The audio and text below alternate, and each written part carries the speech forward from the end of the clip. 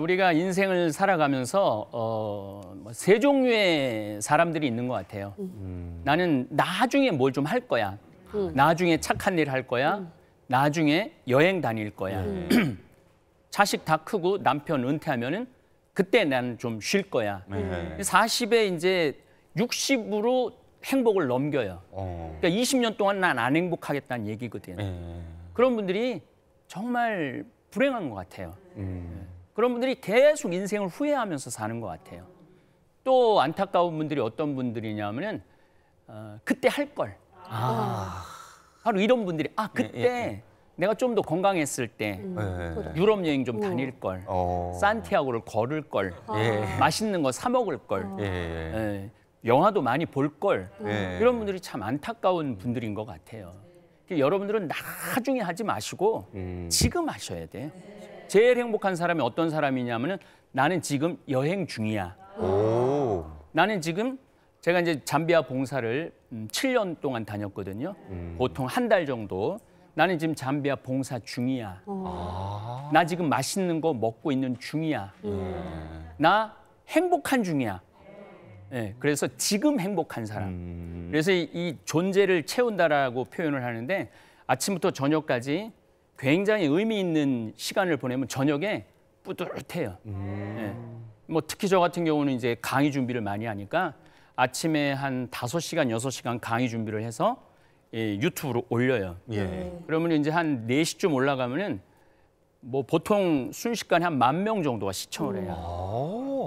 그러면서 이제 댓글이 막 올라오면은 신부님 너무너무 좋다고 이 외로운 코로나 시대에 이런 좋은 강의 올려줘서 좋다고. 그럼 저녁에 잘 때 뿌듯해요. 그러니까 하루를 충실히 살면 존재의 충만함을 느끼죠.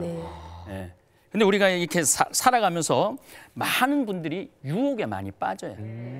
유혹에 빠지는데 제 생각에는 유혹에 빠지는 분들이 어떤 분이 유혹에 빠지느냐면은 욕심 많은 사람들이 유혹에 빠져요.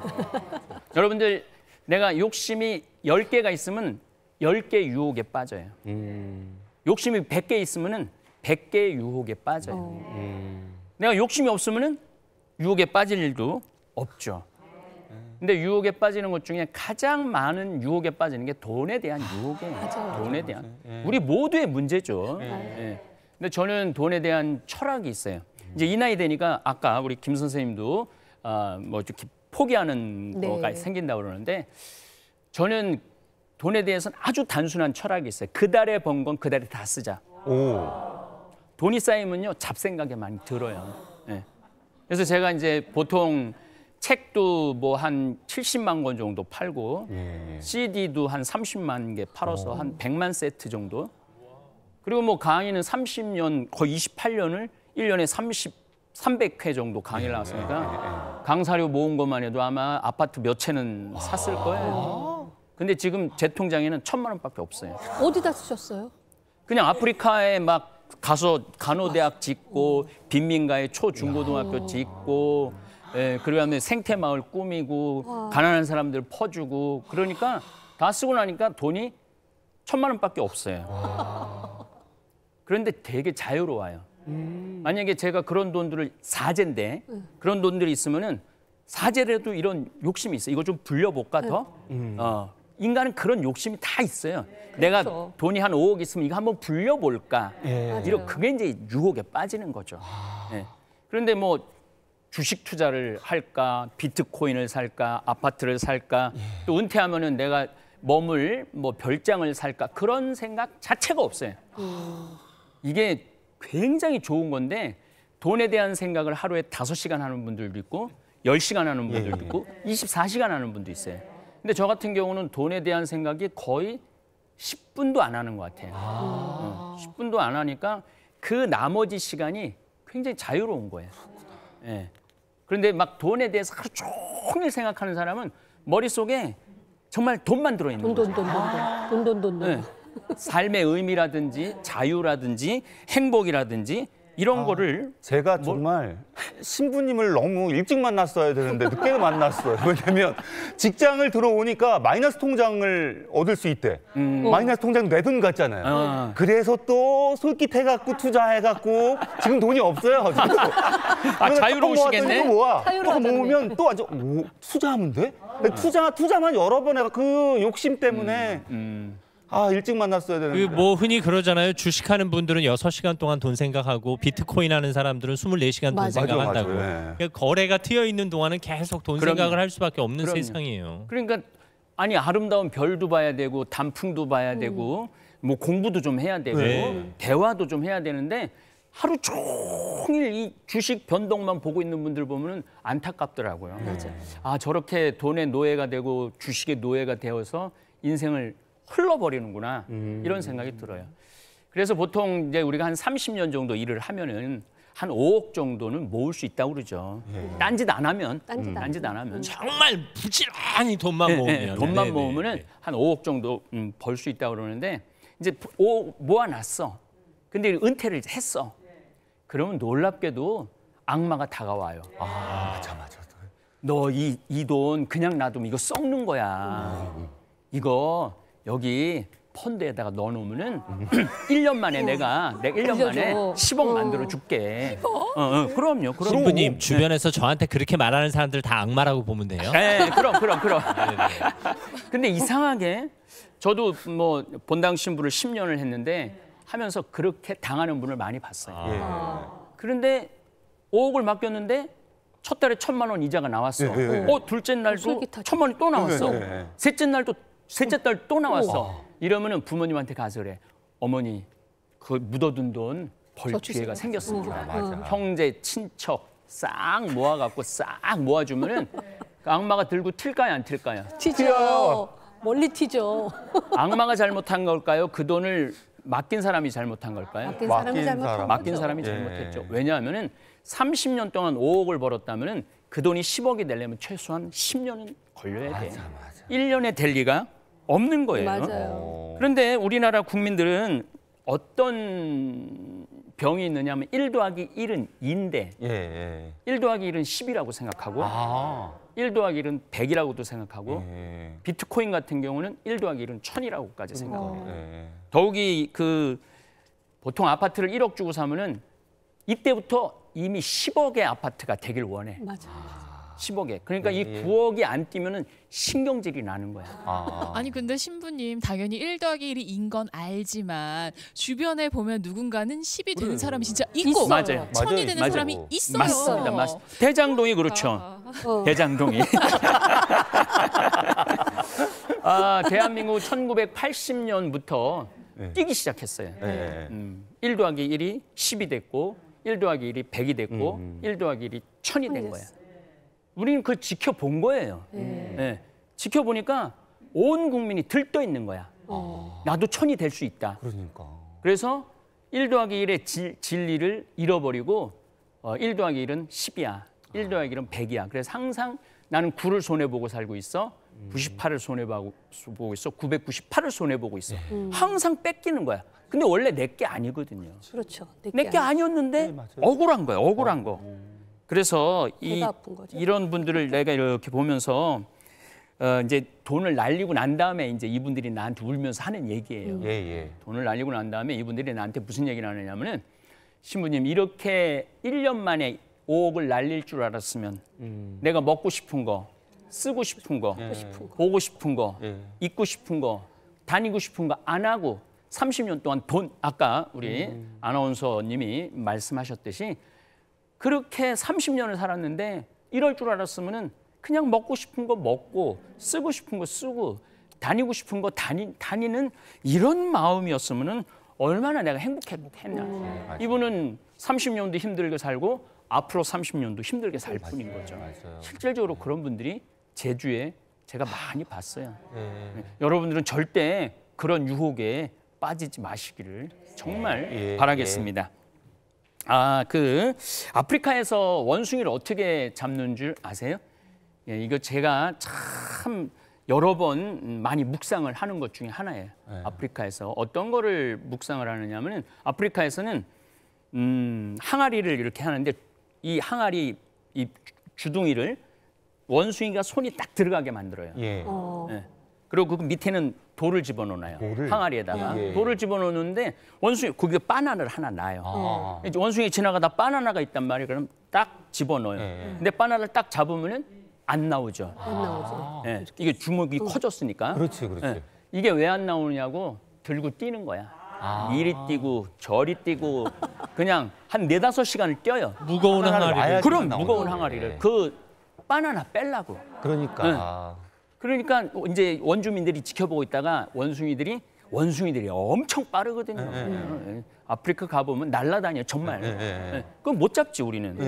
근데 기운이 다 빠지면은 그때 가서 딱 잡는 거야. 이 이야기가 우화가 아니라 실제로 원숭이 사냥을 실제로 이렇게 해요. 동영상도 많이 나와 있어요. 예. 그리고 저도 가서 많이 들었고. 예.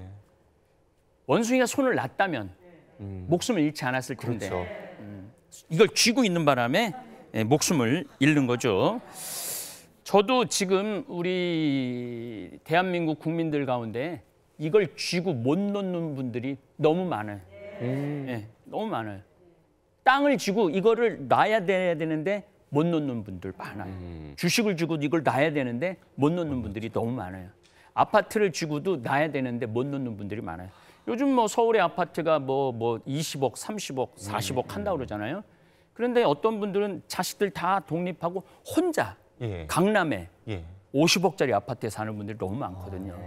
그러면서 뭐 먹고 살기 힘들다고 그러고 뭐 물가가 너무 뛴다고 그러는데 그 50억을 팔아서 평창에 오신다면은 이거는 왕비로 살 수 있거든요. 거의 1000평 정도, 1000평 정도에다가 예쁘게 집 꾸며놓고 왕국. 집도 그냥 꾸미는 게 아니야. 왕궁처럼 꾸며놓을 수 있어요. 왕궁처럼. 그리고 시골이 살기 힘들다고 그러지만은 시골처럼 요즘 지방자치가 잘 돼갖고 잘 돼 있는 데가 없어요. 뭐 병원이 멀다 그러는데 동네마다 우리 보건소 있고 조금만 가도 보건소 있고 거기 안 되면 뭐 서울로 올라오면 되지. 그게 1년에 몇 번, 자기 인생에 몇 번 된다고 그거를 위해서 서울에서 그렇게 빡빡하게 공기 안 좋은 데서 살아요. 그 많은 경우 이런 분들이 있어요. 어떤 분들이 있느냐 하면은 신부님 제가 서울에서 살 때는 매일 콧물이 흘렀다는 거예요. 눈이 매일 따가웠다는 거예요. 그리고 소화도 안 됐고 머리도 아팠고. 근데 이제 귀농한 분들 얘기를 들어보면은 그런 분들 보면은 시골에 와서 산 지 2년, 3년 만에 인생 자체가 바뀌었다는 거예요. 와. 이렇게 행복한데 왜 저 서울에서 머리 뒤밀고 서로 싸워가면서 사는지 모르겠다고. 저는 시골에 산 지 이제 20년이 되잖아요. 저도 들어오기 전에 콧물이 줄줄줄줄 흘렀어요. 근데 어느 순간부터 없어지더라고요. 네, 어느 순간 청국장 가루를 먹어서 그런가? 묘하게 또 청국장을 홍보하시네요. 네. 그것도 영향이 있다고 좀 생각이 들어요. 그래서 우리가 남의 재물을 탐내는 이 나쁜 습관이 있어요. 남의 재물. 특히 제가 이 남의 재물이라고 그러지만 이것도 묘한데 막 아파트 값이 뛰어. 막 뛰어. 아버지가 저 시골에 땅도 있는데 땅값도 뛰었어. 저 돈 팔아갖고 한 5억 달라고 그래갖고 지금 저기다 집어넣어야 되는데 저 강남에다 집어넣어야 되는데 그래갖고 아버지를 찾아가요. 아버지 내가 요거 아파트 하면은 가보려고 하면은 정말로 잘 모실 테니까 좀 땅 팔아서 아파트 같이 사자고. 근데 요즘 대한민국 할머니 할아버지들이 저한테 한 25년 전부터 세뇌된 게 있어요. 안 죽을 거다. 자식들한테 재산 웬만해서는 주지 웬만해서는 안 죽을 거다. 백세시대다. 자식들한테 재산 주지 말아라. 자식 잃고 여러분들 인생 잃는다. 그래갖고 난 못 준다. 저건 내 땅이다. 이때부터 자식들이 부모가 싫은 거야. 나한테 해준 게 뭐 있다고. 근데 사실 자기 재산 아니거든요. 아니죠. 그거 부모님 거잖아요. 부모님이 남의 열심히 재물을 그럼 남의 재물을 탐내는 거예요. 그게. 맞아요. 예. 어떤 경우는 제가 항의 전화도 많이 받았어요. 왜 그런 강의를 해갖고 우리 어머니가 재산 준다고 그랬는데 왜 바뀌게 해놨느냐. 당신 똑바로 해라 강의. 그런 항의 전화도 받았어요. 네. 이게 저는 남의 재물 탐내는 거라고 생각해요. 우리 고모가 조카가 하나 있는데 우리 고모가 혼자 결혼 안 한 고모들 많잖아요. 혼자야. 근데 천당역 분당에 아파트도 한 채 있어. 빌딩도 있어. 통장에 돈도 많아. 그 조카가 머리를 막 굴려보니까 저건 나한테 올 수밖에 없어. 이런 생각하는 순간 이 조카는 불행해지기 시작해. 오히려. 자기 노력을 안 할 거고 그렇죠. 헛된 망상만 계속 꿈꿀 거예요. 그러다가 그 고모가 갑자기 나한테 돈을 주면 어떻게 해? 저한테 돈 많이 주거든요. 아프리카에 좋은 일이라고. 뭐 5억, 10억, 100억, 200억 이렇게 많이 보내줘요. 실질적으로 많이 보내줘요. 그러니까 그 젊은 조카는 자기가 노력해서 자기가 벌어서 자기가 살아야 되는데 남의 재물을 탐내는 거지. 꼭 그런 고모님들은 나중에 사회 환원하시더라고요. 그렇지. 네. 또 내 형제가 있어. 누나하고 형이 있어. 잘 살아. 내 아이가 대학에 들어갔어. 우리 김재원 아나운서 아드님도 대학 들어갔다 그러는데 대학에 들어갔어. 그럼 대학에 들어갔으면 등록금이 한 700만 원, 600만 원 되잖아요. 좀 도와주겠지. 근데 아이고 대학 축하금 10만 원을 딱 줬어. 그럼 그때부터 형이 미운 거야. 누나가 미운 거야. 잘 사는데 나 좀 도와주지. 이것도 남의 재물을 탐내는 거라는 거예요. 남의 재물 탐내는 거죠. 십계명에 남의 재물을 탐내지 말아라. 여기에 무슨 얘기가 있느냐면은 부모 재물도 탐내지 말고 고모 재물도 탐내지 말고 형제 재물도 탐내지 말아라. 이런 의미가 들어있는 거예요. 그래서 1 더하기 1은 저는 2라고 항상 생각합니다. 우리가 인생을 그렇게 살아야지 남 원망 안 하고 바라지 않고 자기가 열심히 해서 돈 번다고 생각을 하고 살아야 돼요. 그래서 이런 문화가 우리나라에 이제 있어야 돼. 왜냐하면은 못 살 때는 그런 도움을 받아야 되지만 이젠 3만 달러가 넘고 G7이 된 나라인데 이게 돈은 많아지고 그랬는데 정신적인 문화적인 수준이 자꾸 떨어지면은 저는 안 된다고 생각을 합니다. 아메리카 인디언들은 자식이 태어나면은 별한테 봉헌을 한대요. 별한테. 왜 별한테 봉헌하냐면 추억 많게 살라고. 그리고 들판에 봉헌한대요. 그건 왜냐하면은 잘 뛰어놀으라고. 근데 대한민국 부모들은 애가 태어나면 어디다 봉헌하느냐면 학원에 봉헌해. 학원에 봉헌해 진짜로. 같이 먹고 살아야죠. 학원에 봉헌해서 얘가 서울대학 가길 바라는 거예요. 그래서 임신을 하는 순간 내 귀한 생명이 내 하느님이 태에다가 줬다고 생각하지 않고 서울대학 C를 줬다고 생각해요. 아이고. 그래갖고 이제 이렇게 10달이 되면 서울대학 C가 이만해진 거야. 얼마나 가슴이 뛰어. 그래갖고 이 세상에 태어나면은 창문 밖으로 아름다운 세상을 볼 수 있는데 거기다가 가나다라 마바차타를 딱 붙여놔. 이쪽에는 ABCD를 붙여놔. 아니 누웠는데 모빌이 돌아가는데 기억 리을 디글이 돌아가. 한자도 옆에 있어요. 한자도 있고. 이때부터 서서히 미쳐가는 거야 얘는. 서서히 미쳐가면서 언제 미침의 정점이 언제 도달하느냐면 중학교 2학년 때 도달해요. 맞아. 그래갖고 미쳐갖고 어떻게 했냐면 흰 눈동자 95%, 까만 눈동자 5%, 확 눈을 뒤집고 엄마를 쳐다보면 이미 미친 거예요. 이미 미친 거예요. 야. 그 애를 미치게 만든 거는 누구냐면 부모님이에요. 그러네, 진짜. 근데 이 원수 같은 놈이라고 그러고 나쁜 놈이라고 그러고 부모님을 이렇게 만들었는데 그래갖고 얘가 서울대학 갈 줄 알고 대통령 될 줄 알고 판검사 될 줄 알았더니 학교 들어가더니 30명 중에 20등을 해오네. 100점 만점에 50점을 맞아오네. 이때부터 엄마 입에서는 욕이 나오는 거예요. 맞아, 맞아. 계속 욕이 나와요. 내가 너 같은 거 낳고 미역국 끓여 먹은 내가 미친년이다. 뭉시렁 되죠. 계속 상처를 받는 거예요. 계속 상처를 받는 거예요. 그리고 그 얼마 전에 수능이 끝났지만은 이번 또 어려웠다고 그러죠. 그때 애가 그렇게 저지방 대학을 안 보내려고 저지방 우유를 먹였는데 저지방 대학을 가면은 그때부터는 자식을 쳐다보기 싫은 거예요. 근데 더 무서운 건 자식도 부모가 쳐다보기 싫은 거예요. 그래서 어떤 일이 벌어지느냐 하면은 이거는 방송에 해야 되는 말인지 뭔지 모르는데 이 실화입니다. 엄마 아빠가 서울대학을 나왔어. 엄마 아빠가 서울대학을 나왔는데 엄마 아빠가 다 과학고등학교 수학 영어 교사를 하고 있어요. 근데 아들이 대학을 떨어졌어. 그리고 문에다가 개새끼라고 써놓고 문을 잠근 거야, 얘가. 문 밖을 안 나오는 거예요. 네. 그래서 엄마 아빠가 이렇게 물어봤어요. 우리가 너한테 못 해준 게 뭐 있냐? 네. 왜 우리를 그렇게 욕을 하느냐? 그랬더니 얘가 하는 말이 나는 엄마가 서울대학 나온 것도 싫고 아빠가 서울대학 나온 것도 싫고 예. 더 과학 교사라는 것, 과학고등학교 교사는 더 싫다. 얘는 계속 자괴감을 느끼고 사는 거야.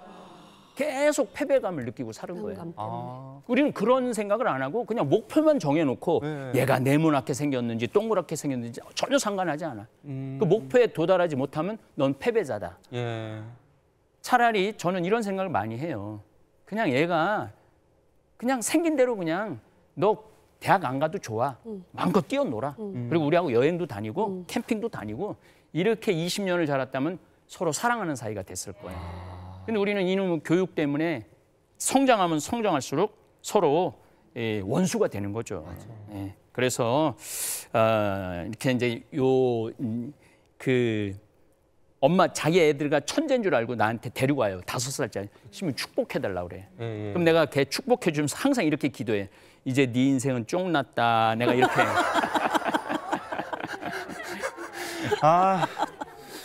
저 어떡하죠? 제가 지금 너무 잘못하고 있는 것 같은데 저는 사실 인생에서 가장 후회하는 게 결혼을 너무 늦게 한 거다.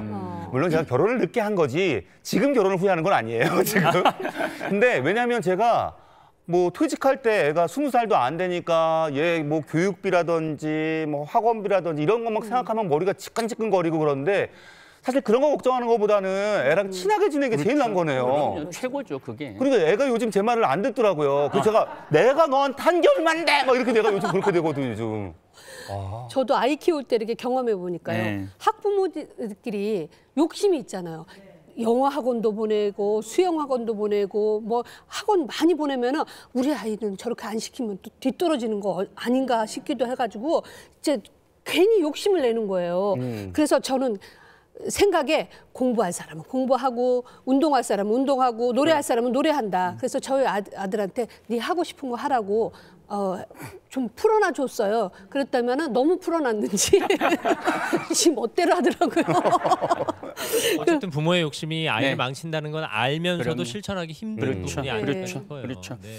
근데 사람은 분명히 몸으로 살 사람이 있고 머리로 살 사람이 있어요. 맞아요. 예. 근데 몸으로 살 사람을 머리로 살게 하면 미치는 거예요. 당연히 힘들죠. 미친 사람, 미쳤다고 표현하긴 좀 그런데 그걸 우리는 우울증, 조울증 뭐 그런 표현을 쓰는데 사실은 어떻게 보면 미친 거죠. 네. 정상적인 생각을 못 하는 거니까. 네.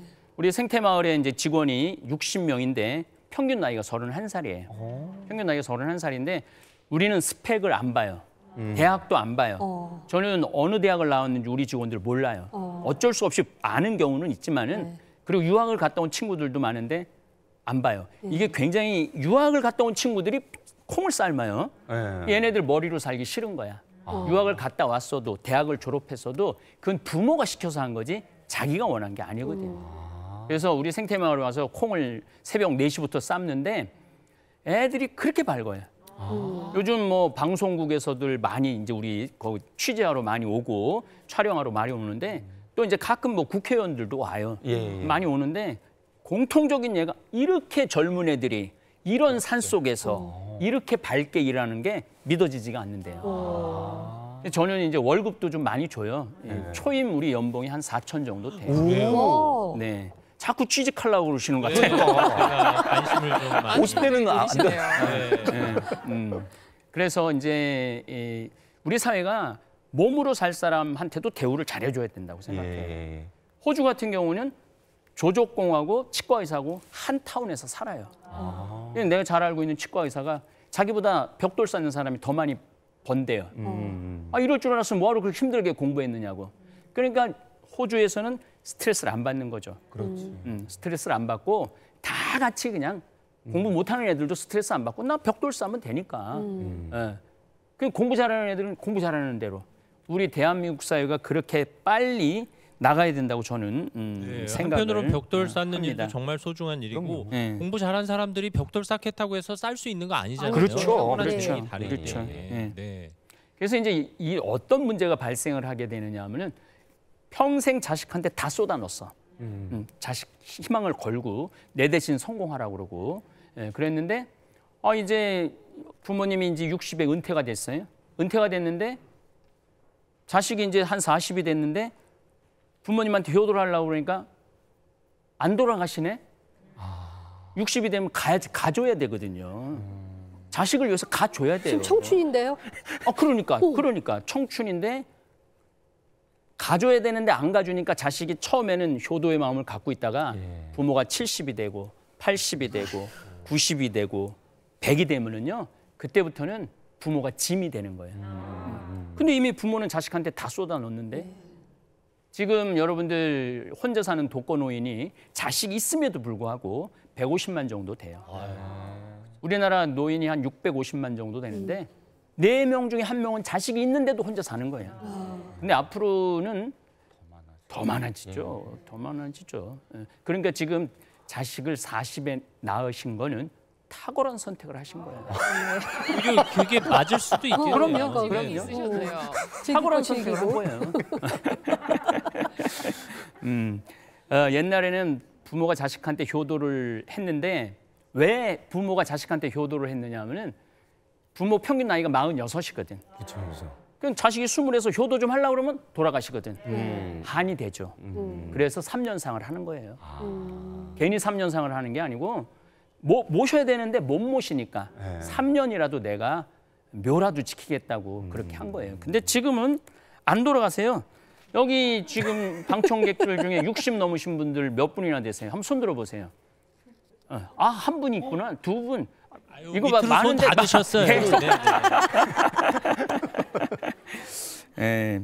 그래서 여러분들 지금 사실은 어떤 일이 있느냐면은 지금 50대신 분들은 진짜 100살까지 사실 거예요. 김형석 교수님 지금 너무 잘 알고 있잖아요. 100살에 강의 다니시잖아요. 옛날에는 상상도 할 수 없는 일이죠. 지금 40대신 분들은 110살, 120살까지 사실 거예요. 그렇게 오래 살아요. 그러니까 앞으로는 인생을 그래서 이제 유엔이 정한 나이가 있어요. 60이면은 0.7년을 곱하라는 거예요. 그럼 6, 7이 42, 42살이야. 아까 손든 분들 지금 42살이야 다. 70이라도 7, 7이 49. 50이 아직 안 된 거야. 그렇게 인생이 많이 남아 있는 거예요. 자기 늘 노년의 인생을 예상하지 못하고 우리는 아니죠. 제가 한 30년 전부터 이런 인생이 올 거라고 해서 요즘 많이 예상을 했죠. 예상을 많이 하고 준비를 잘들 하고 계신데 그래도 지금 우리 사회 구조가 자식한테 올인할 수밖에 없는 구조를 갖고 있어요. 제가 한번 노인대학에 강의를 갔는데 어디 시장을 하셨던 분이에요. 저 충청도 지금은 뭐 특별시인가 그런 시가 됐는데 자기가 75인데 어머니가 98이래요. 어머니가 98인데 자기 미치겠대. 왜 미치려고 그러냐면은 맨날 이거 먹고 싶다, 저거 먹고 싶다, 왜 전화 안 하느냐, 자기도 힘든데 그런다는 거예요. 그래서 여러분들 정말 제 생각에는 이제 지금 제 이 청취자가 55세에서 90세가 80%에 아마 지금도 그분들이 다 보고 계실 거예요. 절대 자식들한테 재산 주지 마시고 쓰고 사세요. 맛있는 거 먹고 사시고 쓰고 사세요. 근데 우리는 참 어리석은 게 있어요. 99개 가진 사람은 100개를 채우려고 99개 안 써요. 99개를 쓰다 죽어야 되는데 100개를 채우려고 그 한 개를 채우려고 안 써. 제가 알고 있는 이 신부님이 해준 얘기예요. 의정부에 사는 할아버지인데 병자성사라는 게 있어요. 아프면 신부가 한 달에 한 번 찾아가는 병자성사가 있는데 침대에서 떨어지질 않는다는 거예요. 침대에서. 왜 나한테 인사도 멀쩡한데 인사도 안 오고 저 침대에서 그냥 인사를 할까? 그분이 돌아가셨어. 유품 정리를 하는데 침대 밑에 돈이 꽉 찬 거야. 근데 그걸 얼마나 안 썼으면 3분의 2가 썩었어. 썩었어요. 그래서 은행에서 바꿔주질 못. 이건 싫어해, 싫어. 어머, 한 푼도 못 은행에서 바꿔주질 못한 거야. 그냥 그 할아버지는 써보지도 못하고 의미 있게 써보지도 못하고 자기를 위해서 써보지도 못하고 침대에 깔고 돌아가신 거예요. 아깝다. 여러분들은 절대 침대에 깔고 죽는 일은 없기를 바라겠습니다. 아이고 죽을래도 그런 돈도 없고. 아이고. 돈도 없어. 네, 감사합니다. 네네. 자, 황창현 신부님께 감사의 말씀 전하겠습니다. 잠시 물 한 잔 드시고 네. 숨 돌리시고요. 네. 저 노인대학 얘기를 하셨으니까 생각이 나는데 제 지인이 노인대학에 봉사활동을 갔대요. 60, 70대 어르신들이 네. 수강을 하고 계신데 85세 어르신이 봉사를 하고 계시더래요. 그래서 아니 왜 수업을 안 들으시고 봉사를 하세요? 그랬더니 아 내가 좀 알아보러 여기저기 다니느라고 그래요. 그래서 아 본인이 올해 정착하실 올해 다니실 노인대학 알아보시는 거예요. 그랬더니 아니 우리 아들이 60이 됐는데 아직 노인대학을 못 정해서 그러더래요. 그러니까 요즘 아들 노인대학까지 알아봐줘야 되는 실화예요, 실화. 네, 이런 세대가 됐습니다. 네. 자, 황창현 신부의 첫 번째 강연 네네. 많은 분들이 좀 공감하며 들으셨을 텐데요. 시청자 질문 하나만 드릴게요. 네네. 자, 나이 50이 넘도록 미혼인 아들 때문에 속이 터집니다. 지금부터라도 자식을 독립시키려면 어떻게 해야 될까요? 그러게요. 요즘 이런 경우가 적지 않거든요, 신부님. 50까지 독립을 못했다면은 앞으로도 못합니다. 네. 그러니까 독립시키려고 스트레스 서로 주고받지 말고 둘이 그냥 알콩달콩 사는 방법을 네, 그렇게 살아야죠. 우리 알콩달콩 살아야지. 그 자식을 누가 끌어안겠어요. 맞아요. 네. 자녀도 독립의 의지가 없을 경우에는 받아들이는 게 부모님 그럼요. 마음도 편하다 그럼요. 이런 말씀이시죠. 마음을 바꾸는 게. 네, 어떻게 보면 가장 손쉬운 해결책 같긴 한데. 그러게요. 모든 게 다 마음에 달려 있다 네. 이런 말씀이신 것 같아요. 예, 얼른 다음 강연 청해 듣는 게 그럴까요? 낫겠습니다. 자, 네. 이번에는요. 진정한 인생을 사는 법, 나 끌어안기 두 번째 강연 들어보겠습니다. 네. 제가 11년 전에 위암 수술을 했어요. 위를 3분의 1을 잘라냈어요. 예. 잘라냈는데 거기 병원에서 수녀님이 암이 나왔다. 수술을 해야 된다. 날짜가 어떻게 되느냐? 그러니까 4월 6일이래요. 근데 4월 3일까지 강의를 하고 들어가서 수술을 받겠다. 그리고 이제 수술하고 3일 지났는데 아무 조치를 안 취하더라고요. 이제 더 이상 할 게 없냐? 더 이상 할 게 없다고. 그럼 난 나가겠다. 강의는 또 해야 되니까. 그래서 나갔는데 수님 또 전화가 왔어요. 왜 병원에 와서 실밥을 안 뽑느냐고. 그거 내가 뽑았다고. 그래서 수녀님 저한테 이런 말씀을 하세요. 죽음이 두렵지 않느냐고. 근데 제가 이렇게 46년의 인생을 이렇게 돌아보니까 해보고 싶은 거 다 하고 살은 거야. 뭐 50개국 그때 다 나라를 재워봤지. 수술하기 전에 50개국을 다니고 생태마을을 꾸미고 거기서 행복하게 살고 뭐 안 해본 게 없어. 지금 죽어도 뭐 별 문제가 없겠더라고요. 예. 이제 수술하고 난 다음에 또 지금 10년 동안 50개 나라를 더 다녀갖고 100개 나라를 다녔지만 예. 그래서 우리들이 사실은 많은 분들이 죽음을 두려워하는데 여러분들 죽음 두려워할 필요가 하나도 없어요. 왜냐하면 죽기 전까지는 절대 안 죽어. 죽기 전까지. 네, 죽기 전까지는 절대 안 죽어. 그리고 딱 한 번 죽는 것이기 때문에 죽을 때 웃으면서 죽어야 돼요. 이왕 죽을 거. 귀양 죽을 거 웃으면서 죽어야 돼요. 막 마지막 슬퍼서 죽으면은 그 너무 인생이 좀 비참하지 않을까요? 웃으면서 죽어. 저희가 이렇게 돌아가시는 분들 마지막에 이제 많이 가보는데 웃으면서 죽게 해요. 농담을 많이 건네요. 그 앞에서. 하늘나라가 그렇게 좋다는데 부럽다고 가면 예수님한테 내 안부도 좀 전해주고 좀, 그렇게 행복하게 가시라고 여기에 하나 덧붙이면은 우리는 죽고 나면은 막 그 묘지에 가갖고 막 울고불고 막 난리를 치잖아요. 저는 그것도 반대예요. 아버지하고 행복했던 추억 서로 하나씩 내놓기. 얘기하기. 엄마하고 행복했던 추억 하나씩 내놓기. 기일이 돼서도 마찬가지고 그렇게 죽음을 보내야지. 막 죽으면 세상 끝난 것 같이 그렇게 보내는 분들이 너무 많은 것 같아요. 그래서 잘 죽는 연습이 필요한 것 같아요. 그리고 여러분들은 뭐가 또 필요하냐면은 미리 난 생명 유지 장치 안 하겠다. 미리 얘기해놔야 돼요. 자식들이 생전 효도 안 하다가 마지막에 해야 된다. 우리 엄마 살려야 된다. 살아있을 땐 잘 찾아가지도 않으면서 죽고 돌아가실 때는 세상에 둘도 없는 효자 효녀처럼 그렇게 행동하는 건 그거는 전 옳은 일이 아니라고 생각해요. 그래서 그런 자식들의 갈등을 없애주려고 그러면은 아예 써놔야 돼. 네, 연명 치료를 받지 않겠다라는 존엄사 입장을 밝혀달라는 말씀이시죠. 어쨌거나 이 모든 것들이 자기 자신이 누군지를 모르기 때문에 벌어지는 일들이에요. 뭐 소크라테스도 그러고 공자님도 그러고 부처님도 그러고 예수님도 똑같이 자기 자신을 아는 일이 제일 중요하다고 생각을 해요. 그런데 자기 자신한테 또 잘해줄 수 있는 사람도 이 세상에서 자기 자신밖에 없어요. 남편이 내가 인생 고생한 거 알 수 있을까요? 왜냐하면 남편은 결혼 전까지 내 인생을 모르잖아요. 자식이 알 수 있을까요?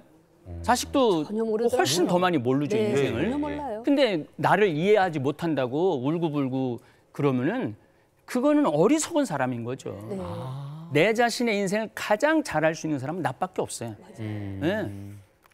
남편은 남의 편이잖아. 근데 어떻게 나를 알아? 사실 알아도 딱 해줄 게 없어요. 네. 그래도 그게 하는 더 척이라도 해야지. 하는 척. 자식은 또 너는 자식이 아니라 원수라고 맨날 그랬잖아요. 왼수예요, 원수가 왼수. 어떻게 나를 알아? 그렇지 모르겠지. 남편도 나를 모르고 원수도 나를 모르는데 나를 알 수 있는 사람은 유일하게 나밖에 없는 거예요. 그러면 나를 알 수 있는 고생하고 힘들고 마음고생한 걸 나밖에 알 수 없다면 나한테 잘해줄 수 있는 사람도 누구밖에 없을까요? 나밖에 없는. 역시 나밖에 없죠. 근데 우리는 어떤 잘못을 저지르느냐 하면 내 행복을 남편한테 떠넘겨. 내 행복을 자식한테 떠넘겨. 맞아. 남편이 잘해줘야지 행복해. 자식이 잘해줘야지 행복해. 그냥 내가 행복하면 되는데 잘해줄 때까지 기다려. 무슨 얘기하면 내가 갈비가 먹고 싶어. 그럼 남편이 사줄 때까지 기다려. 자식이 사줄 때까지 기다려. 그러니까. 안 사주면 이런 얘기가 나와요. 지질이 복도 없는 년, 남편 복도 없고 자식 복도 없고. 그런데 결국은 자기한테 잘해줄 수 있는 사람은 이 세상에 나밖에 없는 거예요. 맞아. 그리고 이게 하루 이틀 잘해주는 게 하루 이틀 잘해주는 게 문제가 아니잖아요.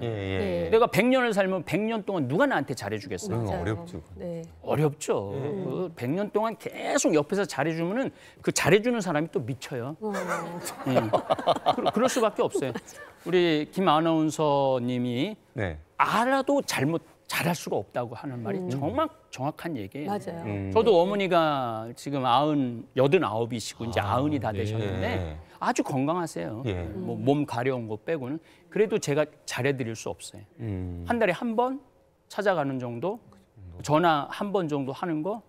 어머니 하루 종일 혼자 있는데 누가 맛있는 거 챙겨 먹겠어요. 어머니가 챙겨 드셔야죠.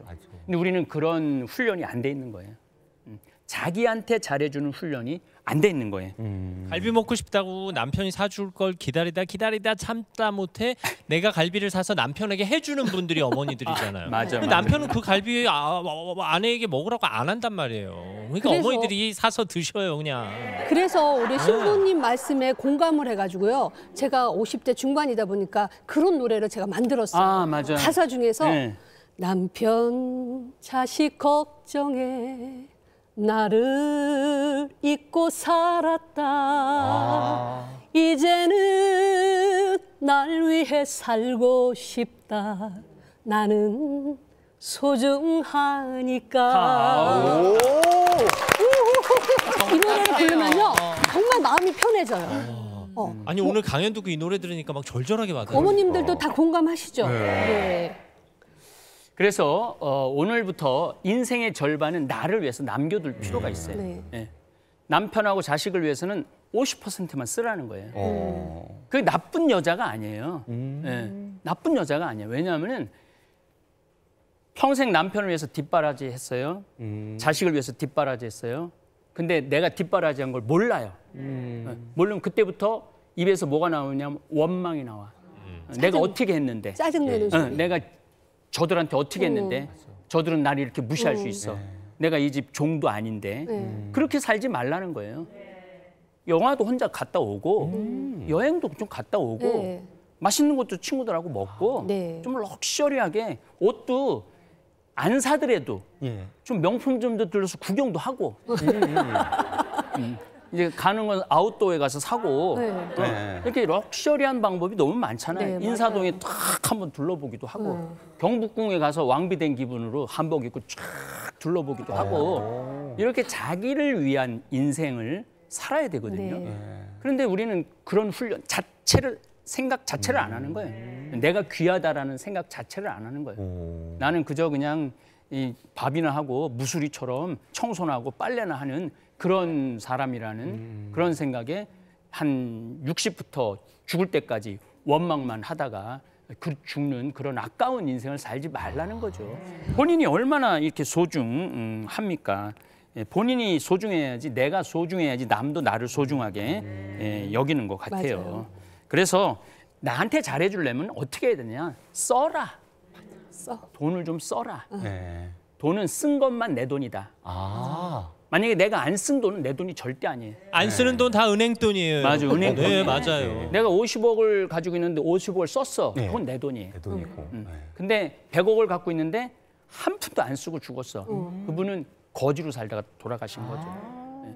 은행에 돈 있는 거하고 아무 상관이 없는 거죠. 제가 뭐 정말 돈 많이 썼어요. 지금도 많이 쓰고 많이 쓰는데 쓰는 기분이 보통이 아니에요.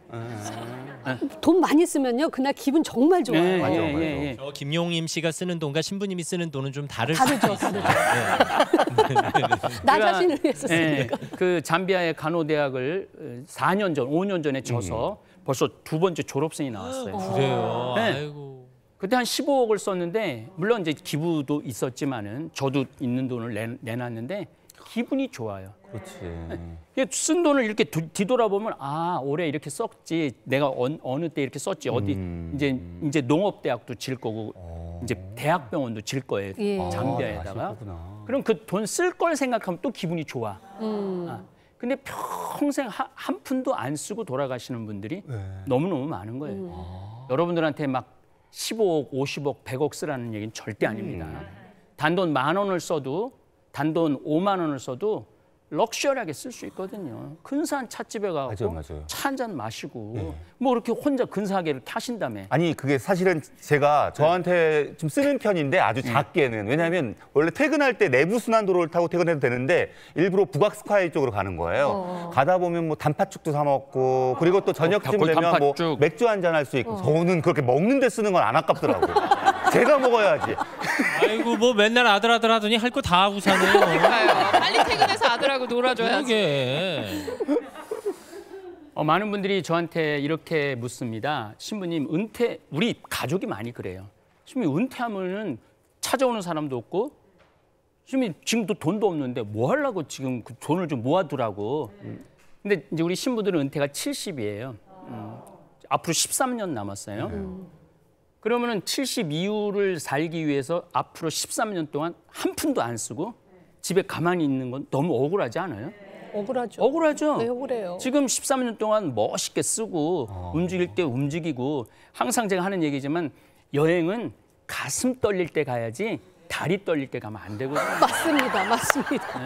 네. 맞아요. 정말 맞는 말씀. 이번에도 잠깐 제주도 위드 코로나 풀려갖고 갔다 왔는데 예. 관광지를 좀 다녔는데 할머니 한 분이 가족이랑 왔나 봐요. 계속 쭈그리고 앉아 있는 거예요. 아이고 맞아. 그 할머니를 보면서 그런 생각. 나는 가슴 떨릴 때 다녀야 되겠다. 네, 그래서 그러면 이제 은퇴하고 난 다음에 아무것도 없다. 돈이 아무것도 없다. 그럼 그때 저는 집에 방에 가만히 앉아 있을 거예요. 그때 가만히 앉아 있으면 되지. 지금 가만히 앉아 있지 말라는 거예요. 그래서 지금 50대 되신 분들, 60대 되신 분들, 70대 되신 분들 쓰고 사세요. 신부님 돈 떨어지면 어떻게라고 그렇게 무책임한 말을 합니까? 제가 우리나라 연금 5만 원 나올 때 할머니들한테 이렇게 얘기했어요. 앞으로 30만 원 나올 거다. 또 한 20만 원 나올 때 앞으로 40만 원 나올 거다. 이제 40만 원 나오거든요. 지금 50대, 60대 되신 분들은 연금이 최소한 70에서 80만 원 정도 나옵니다. 제가 뭐 캐나다, 호주, 뉴질랜드, 미국 다니면서 본 거예요. 근데 우리가 지금 캐나다, 호주하고 거의 비슷한 수준으로 가 있거든요. 그러니까 걱정하지 말고 나라를 믿어요. 나라를 믿고 그때 거기에 맞춰서 사시면 되죠. 좋아요. 그럼 쓸 거 쓰면서 살겠습니다. 그래도 어쨌든 명색이 100세 시대인데 네. 남은 시간 뭘 해야 행복할 수 있을까요? 첫 번째 운동하라는 거예요. 네. 왜 운동을 해야 되느냐 하면은 70, 80에 넘어가갖고 제일 행복하기 시작한 나이가 65세래요. 65세 이전에 느끼는 행복하고 65세 이후부터 느끼는 행복이 다르대요. 근데 어떤 사람한테 조건이 있냐면 행복한 사람, 건강한 사람. 건강. 그래서 누죽걸산이라고 누우면 죽고 걸으면 사는 거예요. 네. 근데 그러니까 돈 안 드는 운동할 생각하지 마시고 돈도 운동하는 데 써라. 네. 수영장 다니시고 네. 헬스장 다니시고 그러면 시간도 잘 가거든요.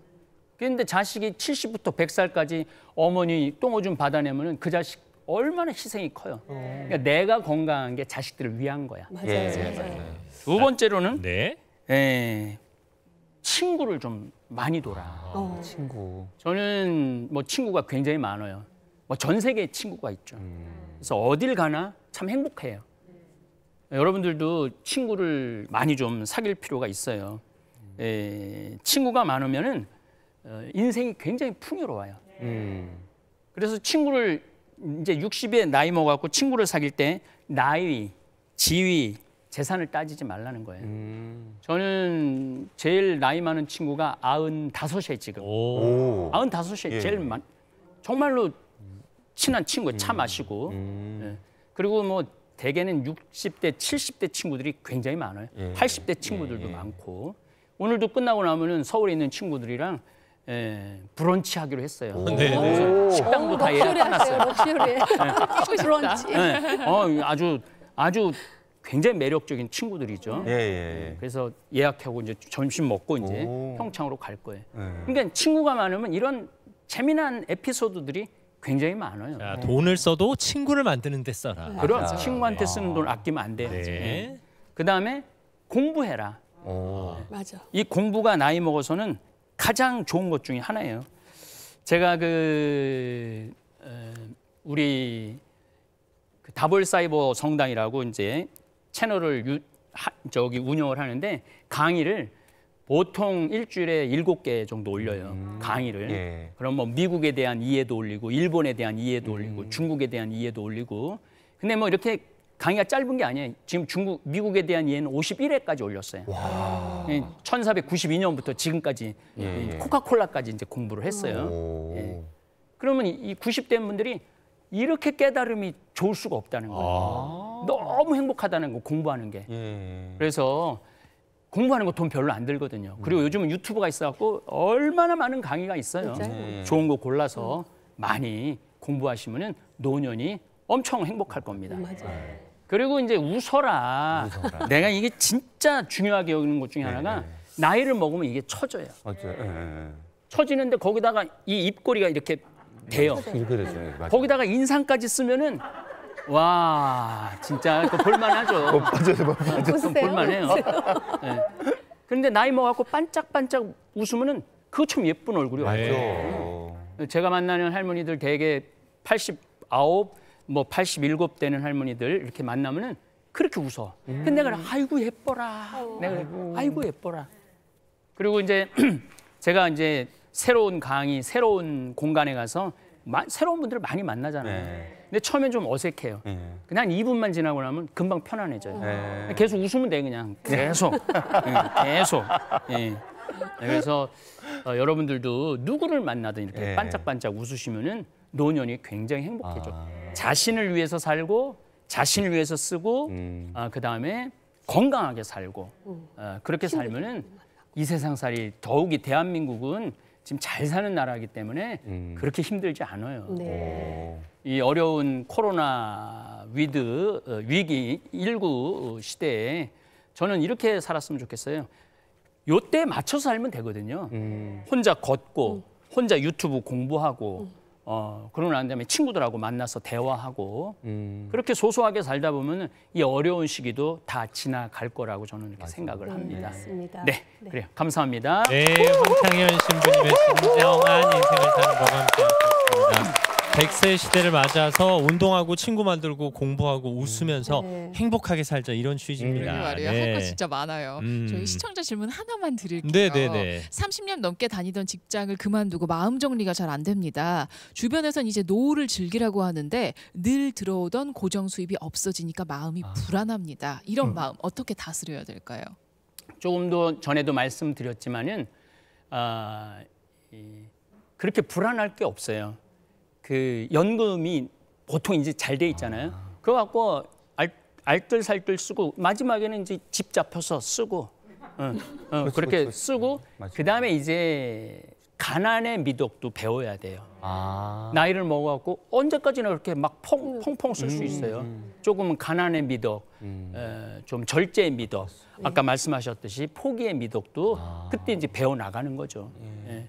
그렇게 하면은 뭐 이렇게 우리 신부들이야 뭐 마지막까지 모든 걸 다 책임져 주지만은 그럼에도 불구하고 우리가 절제를 하면서 살아가는 것도 미덕이라고 생각을 해요. 그래서 돈 없어서 불행하다 이 생각도 안 했으면 좋겠어요. 맞아요. 예.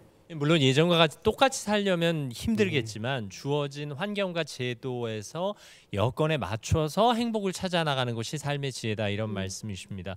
어쨌든 신부님 말씀 듣고 나니까